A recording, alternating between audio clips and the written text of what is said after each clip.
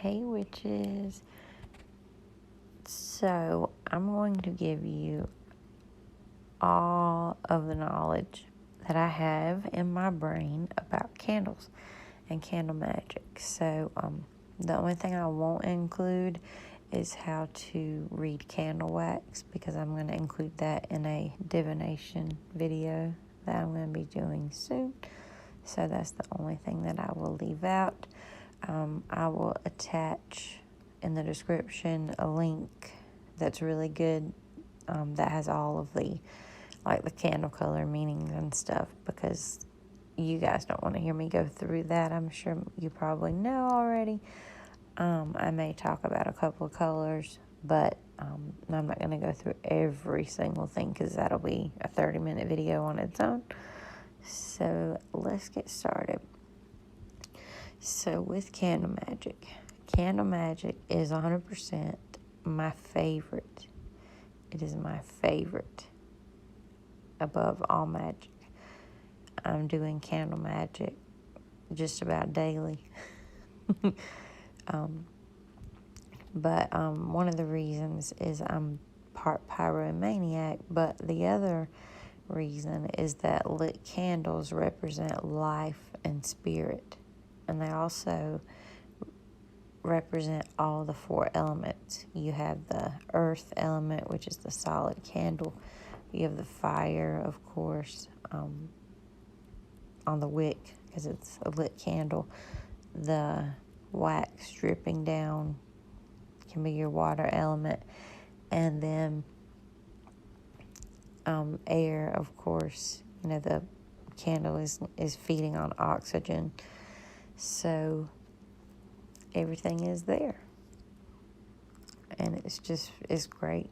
It's a great way to do magic. So if you haven't gotten into a lot of candle magic, go ahead and try. I'm going to give you some ideas that you can use. So you might want to use a candle for the following reasons. You can use a candle to simply overcome anxiety. Light a candle up on blue is good for this. Or you can just pick your favorite color, because it's going to make you happy. So you would light a candle. If you wanted to put some oil on it, maybe some peace oil or some mint or some lavender, just something to calm you. You could anoint the candle with that if you wanted, but you really don't have to. But it helps to overcome anxiety, because what you can do is just stare into the flame and focus to the flame, and you will lose yourself. You'll lose yourself. And that's good, because it helps you to calm down. It's like a form of meditation. You can also use it for meditation. Just plain out meditation. You can, of course, use it in spellcasting. You can use it as part of your ritual bath. You can put some candles around you. You can also do it to just set an intention with the candle, and then light the candle, which isn't pretty much a spell, but that's as simple as it can be. You can also use it to detect spirits. You can use it to assist you in visiting other realms, like astral travel. You can leave them as offerings. They're wonderful offerings. Just make sure that you know the color that your deity prefers, or the colors.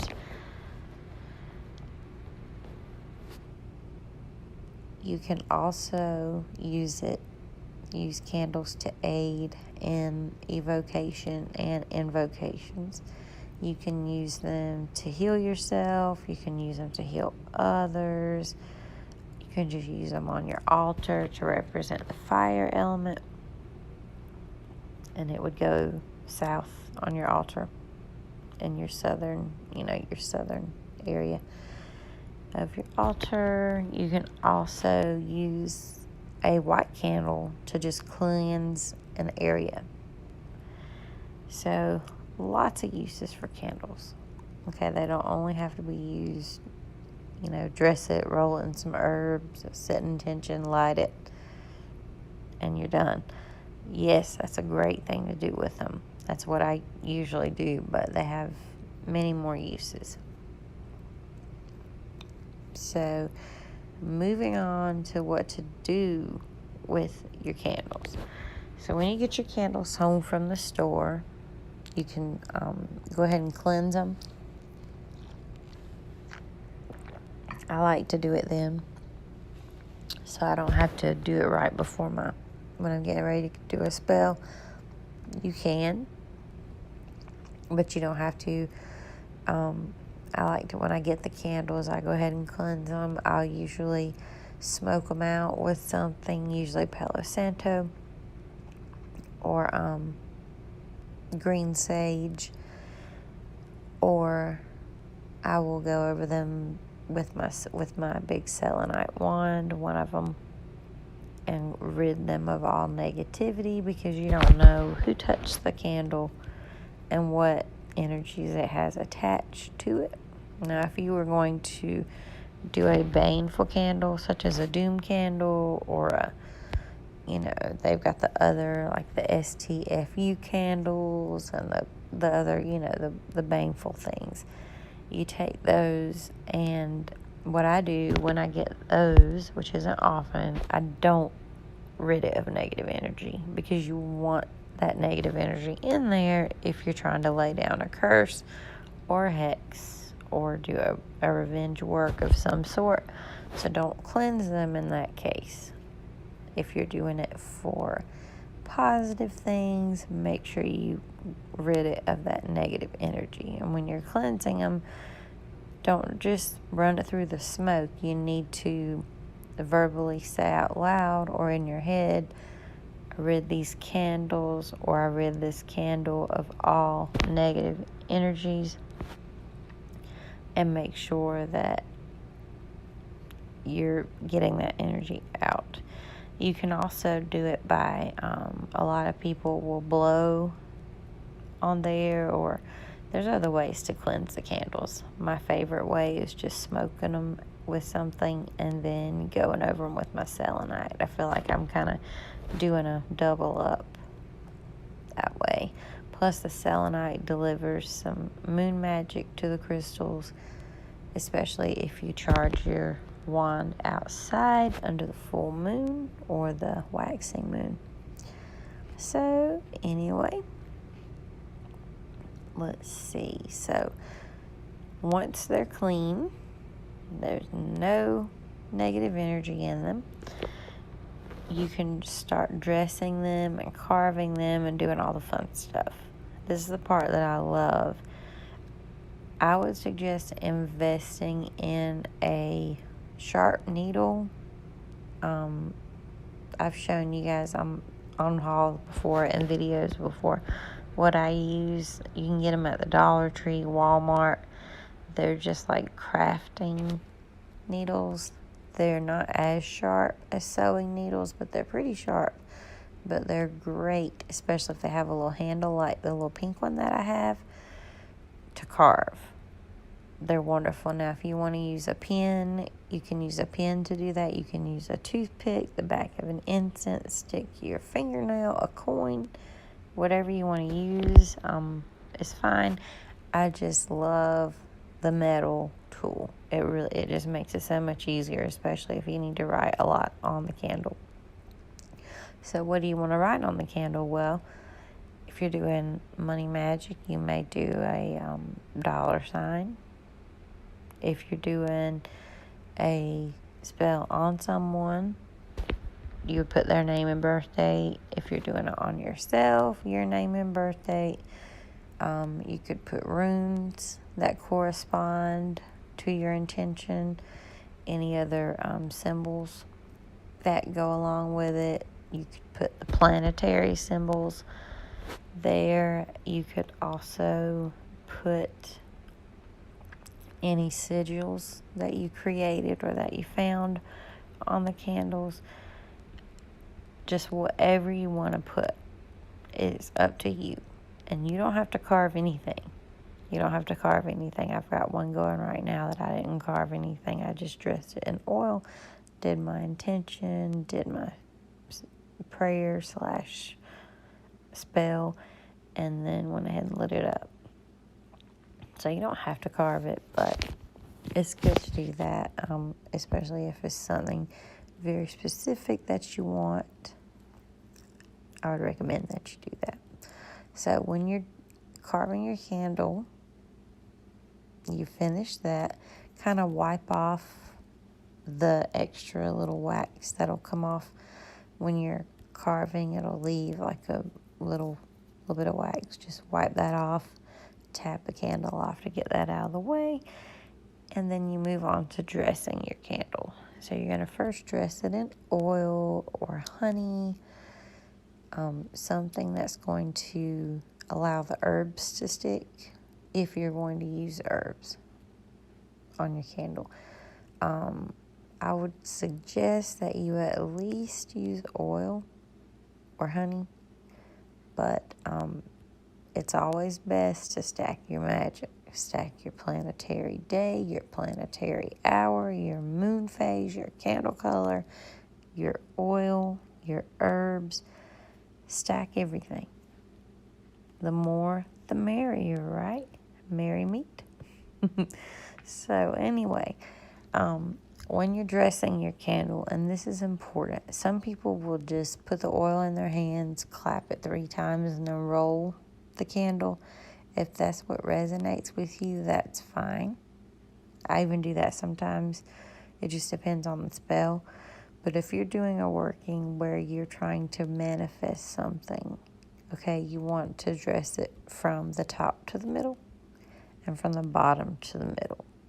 So you're bringing things in to the middle of the candle, which is bringing it towards you. I've also seen people just start at the bottom and go all the way up towards them. Either way, as long as you're manifesting by doing it the right direction. Okay? Now, if you don't want to worry about the direction, like I said, just put your oil on your hands, clap to wake it up, and then roll away. But I think it does add another layer of magic when you dress it this way. So if you're going to try to banish something or you're doing something baneful, you're going to go away from the middle. So you're going to start at the middle and then go down, and then at the middle and then go up. Or you can take it and go from the top down, away from you. So basically, if you're trying to bring something in towards you, something baneful or banishing away from you, then dress it away from you with your oil. And then you're going to dress it with your herbs. I like to put the herbs in my hand right after I consecrate them, and then just kind of stick them on the candle or sprinkle them on the candle. You can roll the candle in the herbs, however you can get them to stick. But if you are going to be doing a working with a candle, even if it's a tea light and it has herbs in it, be careful. Watch that candle. I have seen some shit go down with with candles. Jar candles, you don't really need to worry about that as much. But if it's a taper candle, chime candle, tea light, be careful with the herbs, because when they catch on fire, they can kind of run amok sometimes. So safety first, okay? Be careful. So when you're dressing jar candles, you can do the oil the same way on the outside of the glass, or the way that I do it is I poke 3 holes, sometimes 13. If I'm doing a candle that's an offering to Hecate, a lot of times I'll poke 13 holes because I really like her oil to get like saturate it down in the candle, and then I'll let it sit overnight and then offer it the next day at dusk or at night. But usually you'll do 3 candles. Usually in Hoodoo they only do 2 candles, but in Witchcraft we're all about the number 3. So 3 holes. You can get a wooden thing that's sharp and pointy, like a skewer, like a little skewer that you would use. You can get them at Walmart in packs of like 20 for like $1. And then stick it all the way down in there to the bottom, as far down as you can get in there. Pull it out, and then do that 2 more times. And then you've got your holes. Put your oil, a few drops in each hole, and then sprinkle a little bit herbs, your little herbal blend on the top. Try to avoid the wick. And don't drown your wick in oil, okay? Be careful with the amount of oil that you put. Make sure it goes down in the little hole. Like, watch it and take your time when you're doing that. And as you're doing these steps, from dressing, carving, all that, you're beginning your work. You're beginning your spell. So start putting that intention into everything with every step of the way. Make sure that your intention is clear when you're consecrating your herbs. You may even consecrate your oil. Consecrate your candle. Let it know its purpose. Let the candle know its purpose. The herbs that need to know their purpose. The oil needs to know its purpose. Very important. So really quick, crash course in candle magic, okay? So come up with your plan. What are you going to do? What spell are you working on? And then choose your candle. Cleanse your candle. Carve your candle. If you want, that's optional. Dress your candle. That is also optional. What is not optional is the next one, which is set your intention. Set your intention. And like I said, throughout, okay? Set your intention throughout. And then, once you've got your intention set, everything's ready to go with your candle. You may speak some words. You may even do them in your head, whatever. And then release your energy. Light your candle. Okay? And then you need to sit in that energy and focus with that candle. You can even meditate. I know y'all get tired of hearing me say meditate, but it's very important to meditate. Focus and meditate with that candle for at least 10 minutes. I originally wrote down 5 minutes. I really don't feel like that's enough time. I think 10 is a good number. 10 minutes. And you want to do that because you want to observe the flame. And you can't really, if you just light it and walk away, you can't observe the flame. Plus, it takes the flame a few minutes to kind of, decide what it's going to do, because it's a brand new candle. Usually when you first light up a candle, it'll jump more, or it might be weak and then it'll grow. So 10 minutes is a good amount of time to sit there with it. So observe your flame. Watch it. What's it doing? How's it moving? What color is it? You've got, there aren't that many colors of flame, but if you do have a blue flame, it indicates that there is a spirit nearby.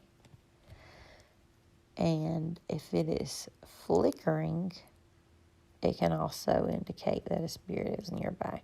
Those are not the only things that flickering means, though. And I'll let you know that right now.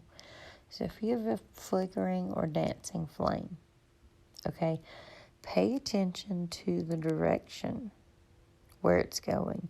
Make sure there are no fans, vents, whatever interfering with it, because it's going to mess up your burn, and it's also going to make it almost impossible to reach your flame.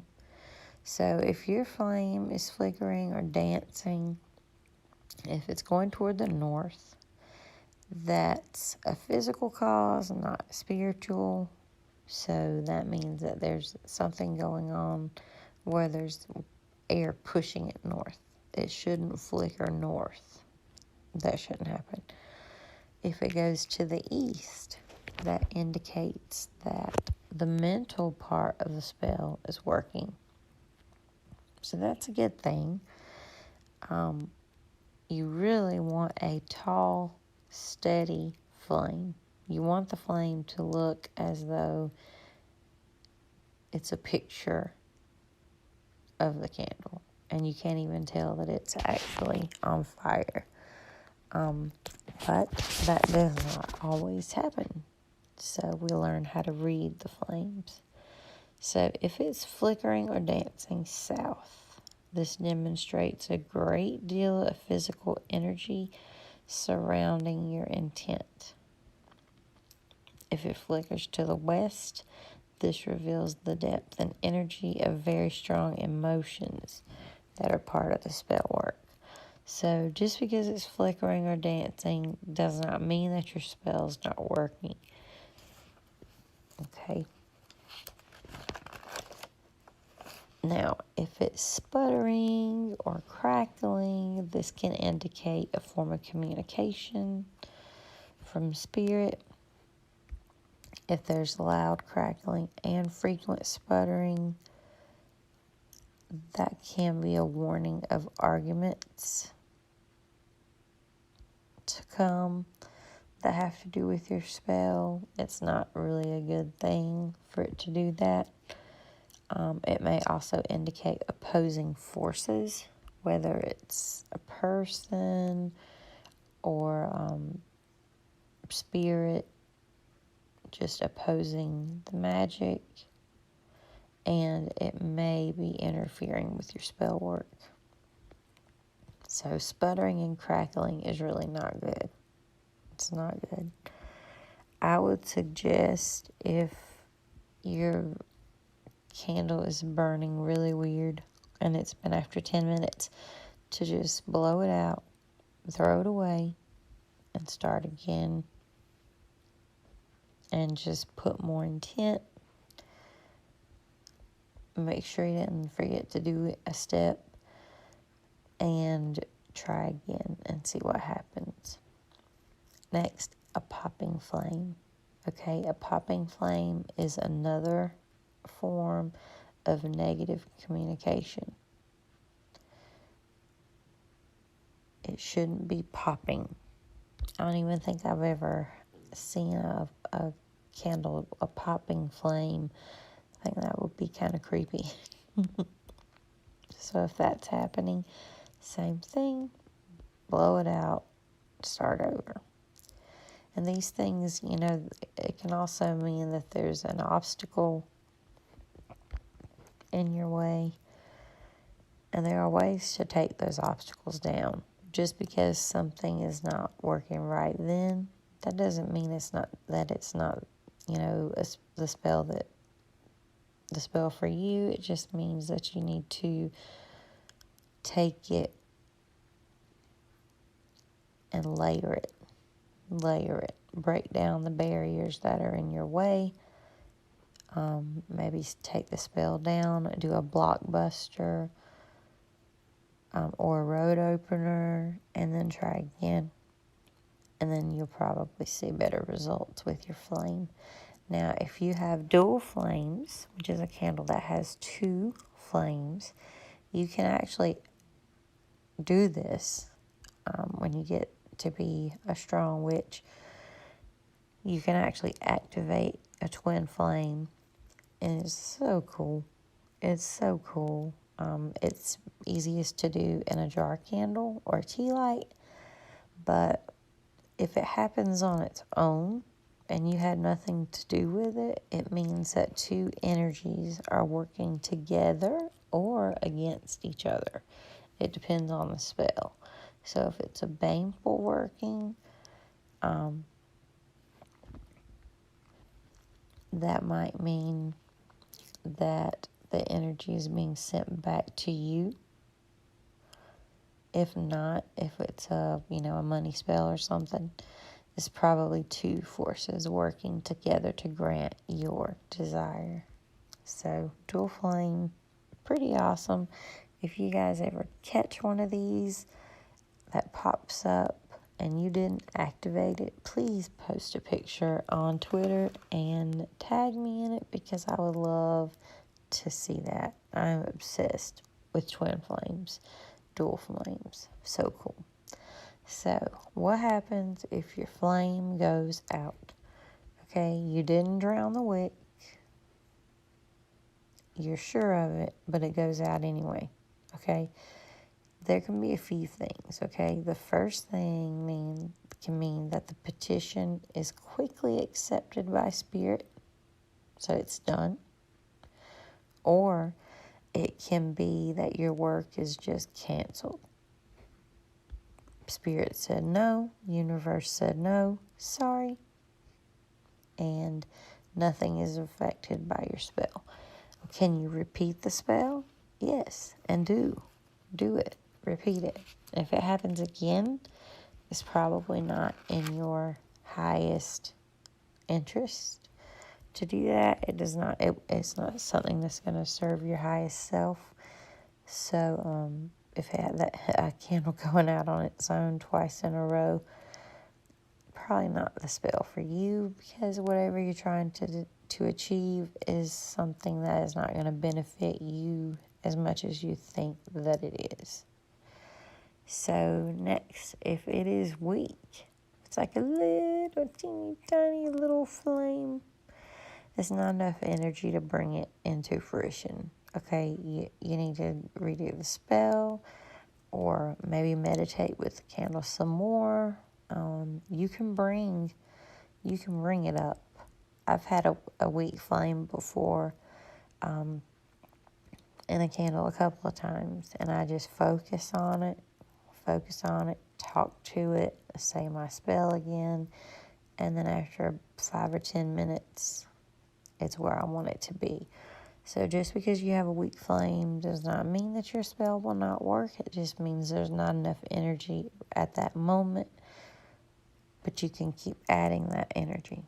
You can keep adding it. What kind of flame do you want? You want, like I said a minute ago, that steady flame that almost looks like a picture. Okay, it's not jumping, it's not flickering, it's not sputtering, it's not too weak, it's not too fast. Now, fast burning doesn't have to be bad, okay? You got two different ways a candle can burn fast. You've got uneven and even.